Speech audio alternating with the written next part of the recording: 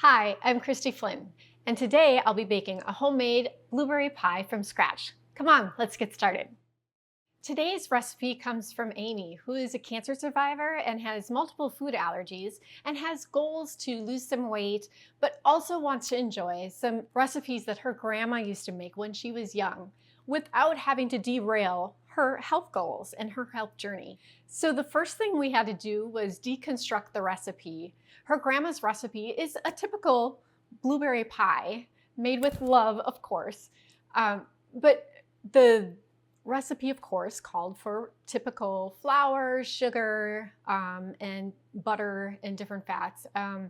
So we had to find a flour that could be used as a base.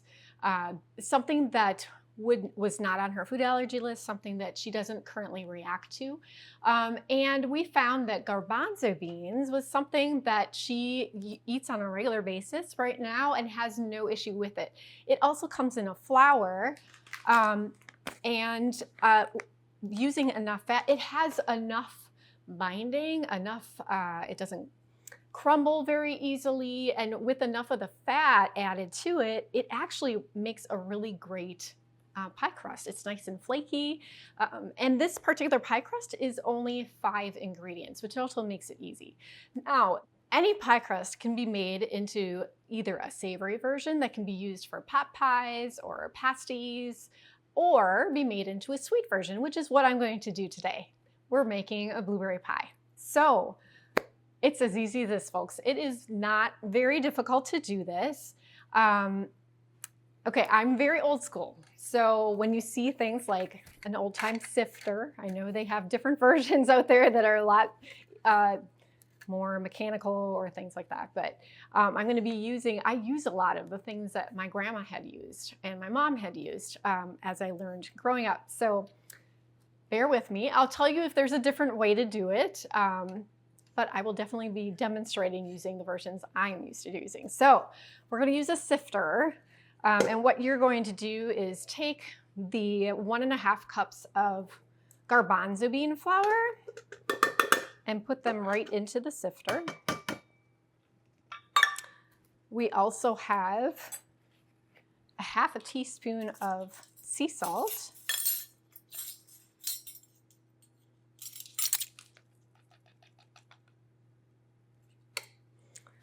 And okay, xylitol, birch xylitol. So in Amy's goals, she wants to be no sugar or low sugar. And as a result, there's certain sweeteners that you can use, which, like erythritol or xylitol, monk fruit, like a bunch of different things. In her case, she does not react very well to using monk fruit or stevia or erythritol. So we're going to use birch xylitol. Now, why do I have it in a NutriBullet? Well, good question. I use a NutriBullet to blend down the xylitol into powdered xylitol, which when we're baking, whenever I use it in recipes, I tend to want to break it down even further so that it more easily absorbs or melts, I guess you'd say, and is easier workable into the other materials. So powdered xylitol it is. And we are using 2 tablespoons of powdered xylitol. Again, this is because I'm making this into more of a sweet crust. So that right there is 3 of your ingredients. You're going to sift that together. Now, what does sifting do? Sifting is like bringing it and putting air into getting rid of any larger chunks of anything that you have in there. It just adds air to it. I think it just makes a fluffier crust. I don't know. I've done it. My grandma and my mom taught me to do that, so that's what I do. Before we get started, in this recipe, we're using beef tallow. Now, there's a bunch of different things you can use for a pie crust. I'm sure in the past you've probably used something like a non-hydrogenated shortening or some other, like butter. I know a lot of people like to use butter, but if you have a dairy allergy or if you can't do any palm oil or coconut oil, you have to revert to something else. So beef tallow, great option. really, you could use lard also. Just any kind of fat that's going to stay solid at room temperature. So what I did, there's a bunch of different ways to do this, but we just took our beef tallow. I just scooped out, I kept them separate tablespoons because you want them to be like in chunks and you want to put them in the freezer. So this is something you want to do before you get started. Put them in the fridge, put them in the freezer. You just want them cold when you are going to be working with it. You don't want it melty or gooey or anything like that. So do that. And while you've got your beef tallow out, make sure to grease one of your ramekins. So this recipe uses a ramekin this is a cute little pie plate ramekin. It's kind of like a single serve pie, which is great. And it's such a wonderful thing for Amy to be able to make a single serve, just a fun little treat for herself. So grease it. You definitely want to do that. This particular pie crust is really flaky. So meaning it kind of will stick if you don't. You definitely need to make sure that you grease your pan ahead of time. Make sure to preheat your oven. You want to preheat that. If you have a convection, preheat it to 325. Otherwise, 350 is where you want it to be. And then we can get started. Next, what you want to do is you want to take that cold tallow that you had in the fridge, and you just want to put these inside, and this is where I go old school again, a pastry blender. Now, how many of you knew that this was a pastry blender? So you can use a food processor to do this step, but to be honest, I'm going to be completely honest, I've never done it that way. This is the way I do this. You can also use a couple knives. And what you're basically doing is you're cutting the fat into your flour mixture. And what you're going to do is you're going to keep on cutting it into the flour mixture until you get like a pebbly kind of texture. That you'll no longer have like just flour laying around. It will definitely be a bunch of pebbles. And don't be afraid to get messy. Like, wait till we get to this next step. It's a little messy. So as soon as you get to a texture where it's mostly pebbles, it's kind of all coming together. So once that is done, you want some ice water. So what I did, I just had a bowl of water. I put some ice cubes in it. You just want a really cold water. And honestly, because of the garden, now typically when you use a regular flour or even a regular gluten-free flour that has like rice or something else in it with starches, you'll end up needing to add more flour or more water. This particular recipe, as I experimented several times, I just use 1 tablespoon of water. And I've done this like 3 or 4 or 5 times, and it's been the same every single time. So this is the messy part. Yay, messy, right? You're going to bring it all together, and you just need that little bit of water because otherwise it's going to be too sticky. So you're squishing it together, and it like lovely. It comes together so nicely, and as you can see, it just like all kind of comes together.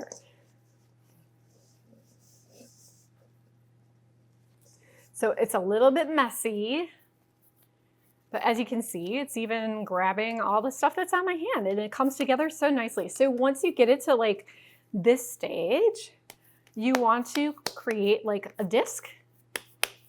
And what I always do, I use some plastic wrap. And I'm just going to wrap that, and we're going to put it in the fridge for about 45 minutes to an hour.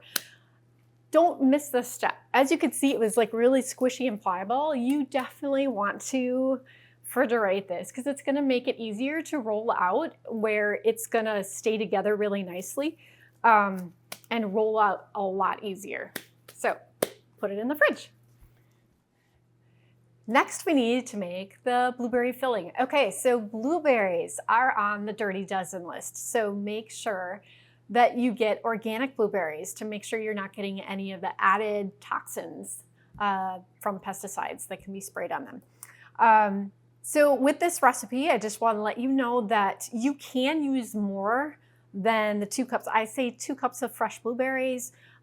They do cook down. So depending on, because we're using a ramekin, and this is a smaller than a normal, obviously, than a normal pie plate. For this recipe, the 2 cups seem to work just perfectly to fit in this particular size of pie. If you are making a regular size pie, I would probably, depending on if you want like more of that heap that's in the center. I know a lot of times pies have that nice, where it's full, full of fruit in the middle. If you want that kind of thing, I would definitely double, if not triple that, and do maybe triple the amount of berries just to make sure that you have enough of that, because it does cook down. So, but with that, it's really simple to make the filling. It's so simple, you just kind of leave it on the stove. It's as simple as that. But here, let me show you. So just a small pot, that's all you need. You're going to put the berries in, and you can also use organic frozen blueberries as well. Again, for this recipe, you would be fine, like literally totally fine, to be able to use one, I think it's a 10-ounce package of frozen berries, and just put the whole thing in there. I think it's slightly more than 2 cups. That's fine. It's not going to mess with your recipe at all. You want a 1/2 cup of birch xylitol. I blend with the NutriBullet. I blend it so that it is not grainy.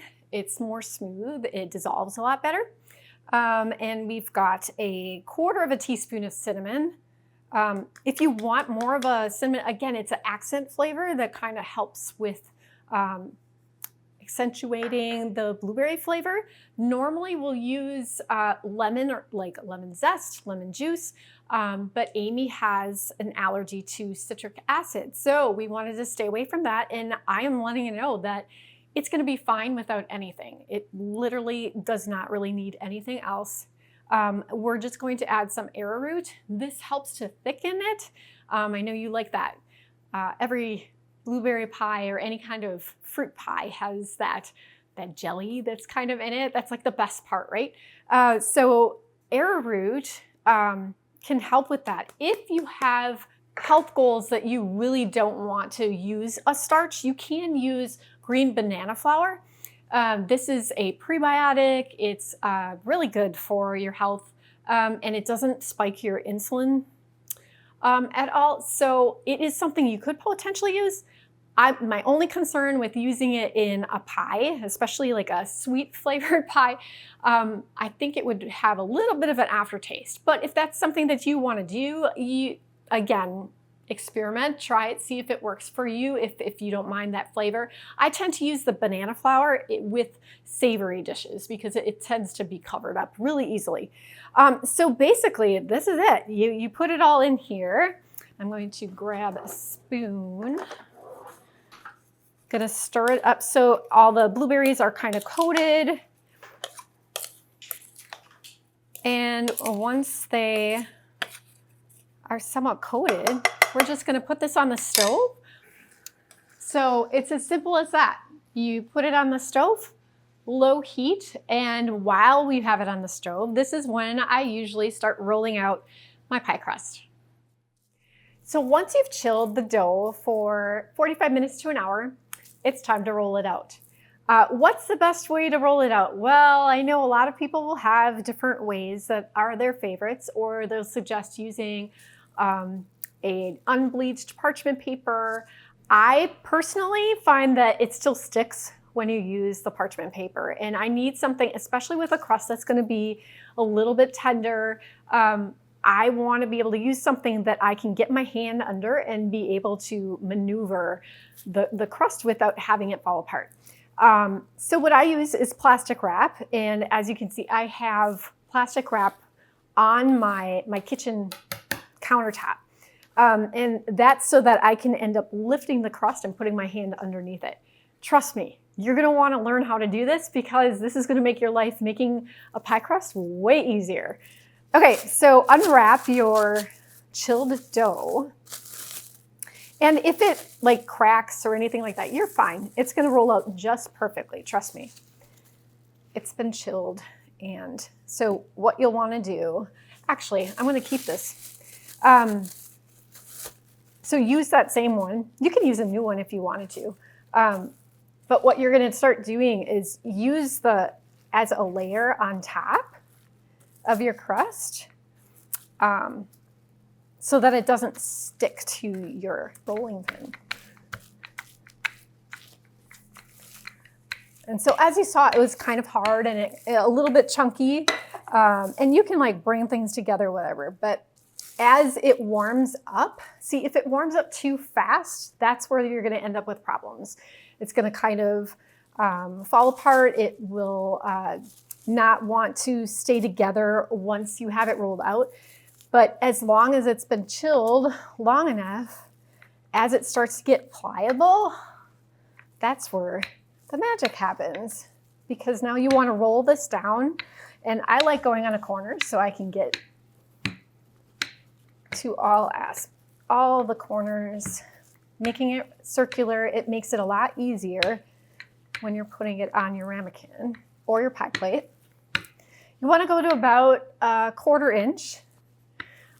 You just kind of have to eye it. I don't know. And then once you can use your pie pan as a guide and just know that this is enough for the top and a bottom of a ramekin. If you are doing a regular pie size pie plate, you will definitely want to do 2 recipes, 2 batches of this, so you have enough for the bottom and for the top. You'll probably have some extra, like this, you'll see we have a little bit extra.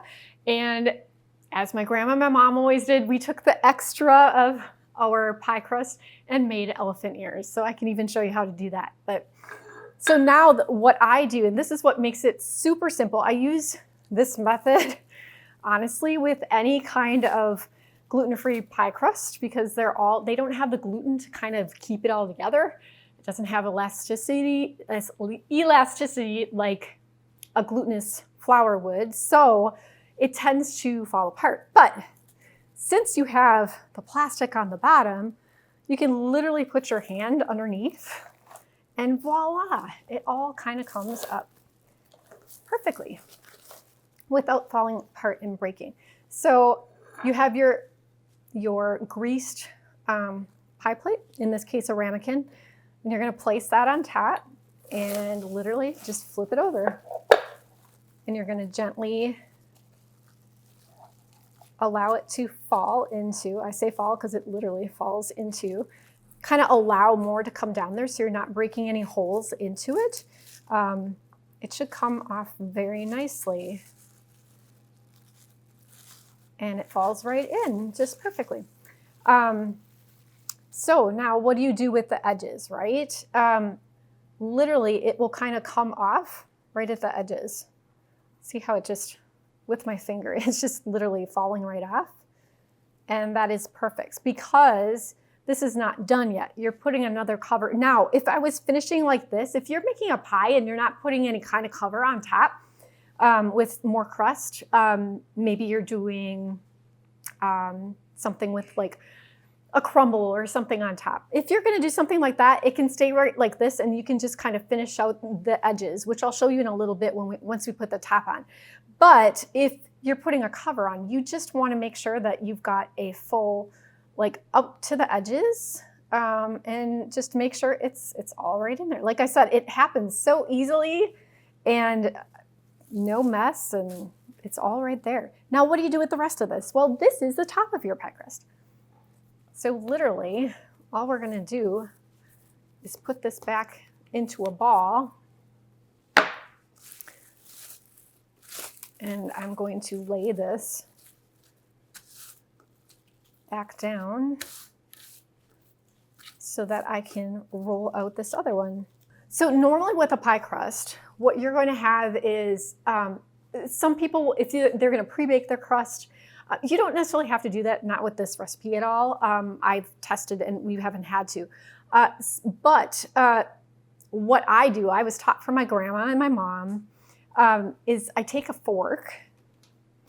So sometimes when they pre-bake a crust, you'll hear that they put like some beans or something like in it so that it doesn't puff up, so that it stays flat. That's one way of doing it, but of course we're putting the filling right away, and to make sure that it doesn't puff up while baking, or that it makes sure to, you know, cook through.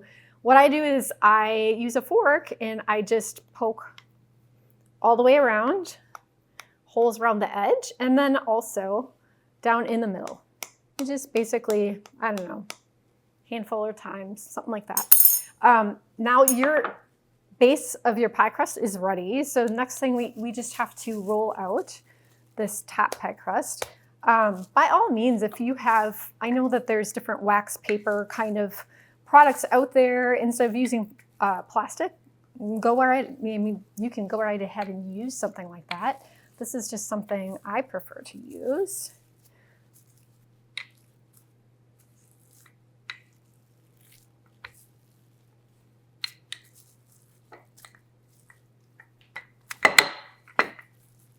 And so literally you only have to go as big as you need. So that's as big as I need it. I don't need to go any further. And again, because I can go underneath, it's all ready to go. Now, if you want to, in this case, Amy had mentioned with her blueberry pie that her grandma made, she used to put like a heart in her. So at this point, this is where you would want to, if any kind of like design, if you're going to put designed all over in it, I would wait until it's actually on the pie. But to make a heart, I would probably do that, which she wanted to do a heart. So we're going to put a little heart, and I just kind of freehand a little heart into the crust. Just like that. Super easy. And so the next step is, well, let's go check on our pie filling, and we'll be filling the pie. Okay, so now we want to pour the filling. Now again, why did I pre-cook the filling? Because I know some people will put stuff in without doing that. Personally, I prefer getting that kind of jelly texture along with the cooked berries. Just works really, really, really well for the consistency. And to be honest, I made this for my husband and he approves. So there you go.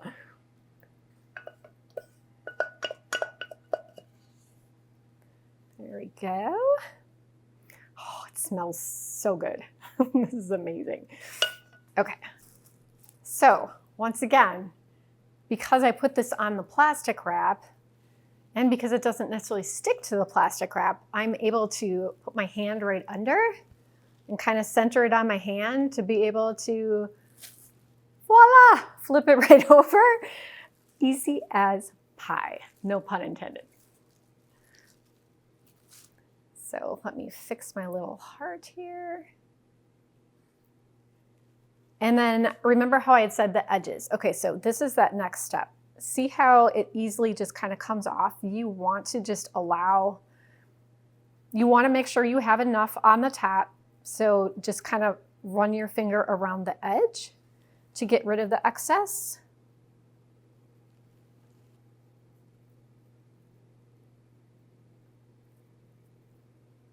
Because now, look at that, elephant ears. We'll do that in a little bit. Okay, so now what I usually do with the tops, because you kind of want to make a seam around the edges so nothing is oozing out. Although oozing out is not a bad thing. It's actually kind of yummy, but this is, so I take my finger and I literally pinch some of the dough, and I do that all around the edge. And it kind of makes that scallopy, fun pie look, I guess you call it.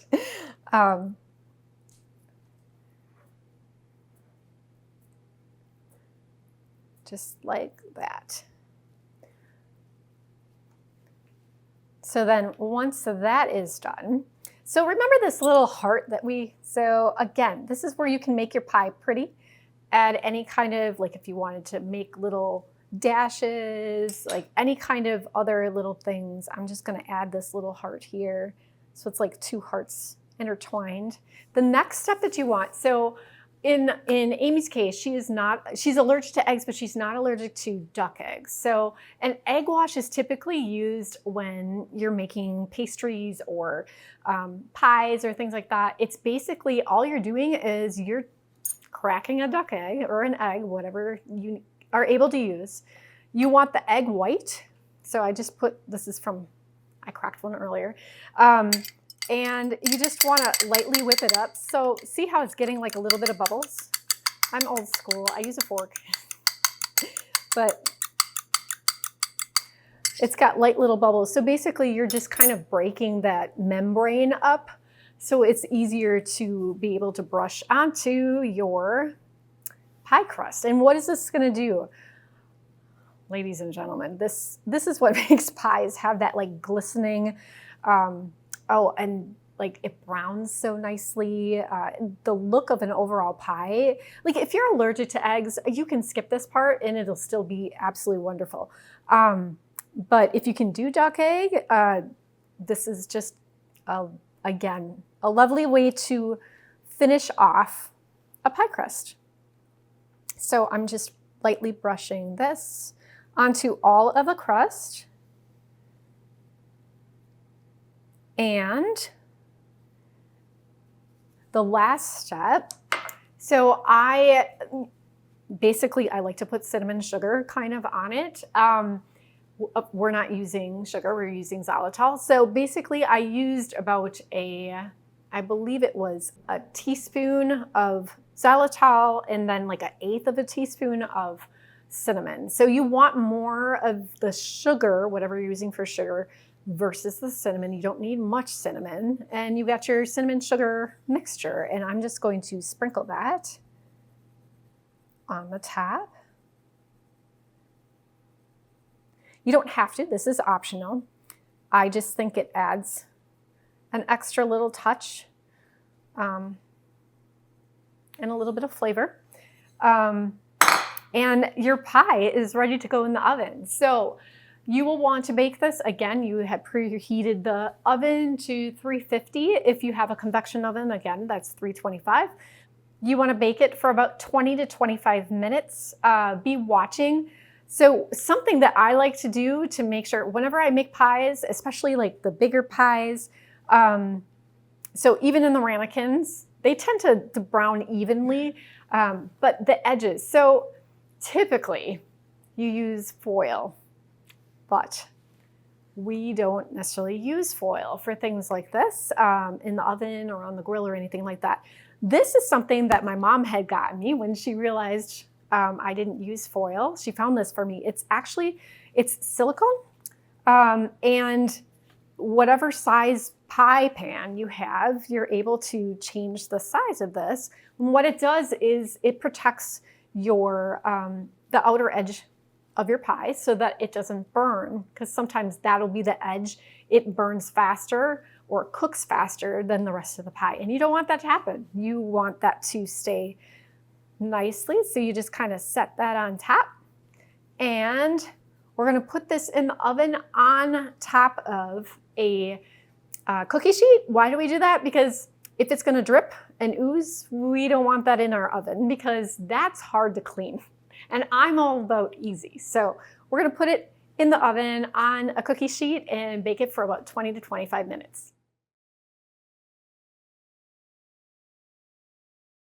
So while the pie is baking, as you can see, I have extra pie crust. So I don't know about any of you, but growing up with my mom and grandma baking all the time, whenever we had extra, we made what's called elephant ears.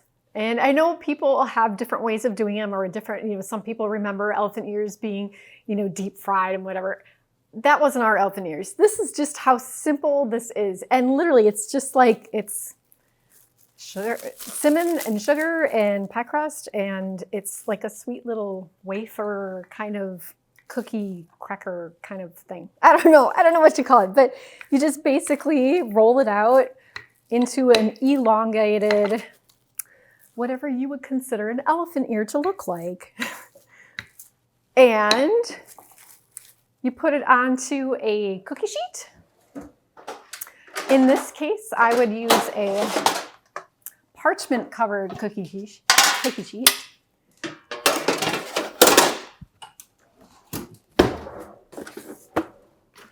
We get the massive, huge roll of unbleached parchment paper because we go through it a lot. But so you're basically just taking this elephant ear, putting it onto that parchment and using that leftover, we had leftover cinnamon and sugar, and we're just going to sprinkle that right on like that. And I just put it in the oven and bake it.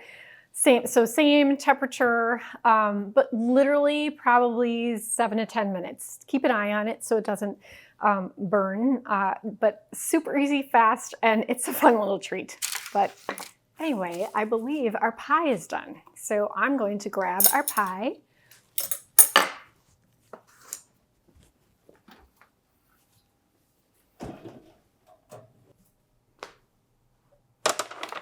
So we're going to take off this edge. Look at that beautiful pie. So as you can see, the edges, they are a little bit crumbly. This is not the type of pie that you're going to be able to like lift the whole thing out or anything like that. But it is that super yummy, flaky crust that you always remember as a child. And it tastes wonderful. Again, I had said it's Dr. Patrick approved. He already tasted. So as you can see, we wanted to be able to help Amy to enjoy some family favorites that she had enjoyed as a child. And she was really feeling like she was missing out on enjoying some treats here and there. Working with your food allergies and understanding that there's a plethora of different other ingredients that you can use to create something that's similar so you don't have to miss out. This pie will be able to keep Amy on her health journey and not detract from her health goals. She'll still be moving forward, which is so important to all of us within the Wellness Way.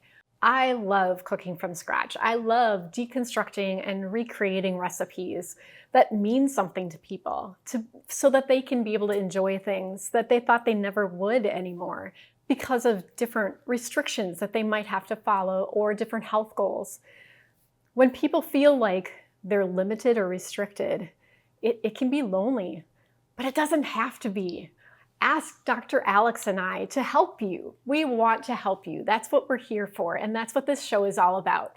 We want to help you to be able to stay on your journey. We want you to be able to enjoy foods and bring family together again. If you would like Dr. Alex and I to deconstruct and recreate one of your recipes, please submit your recipe to thewellnessway.com/myrecipe. We would love to help you.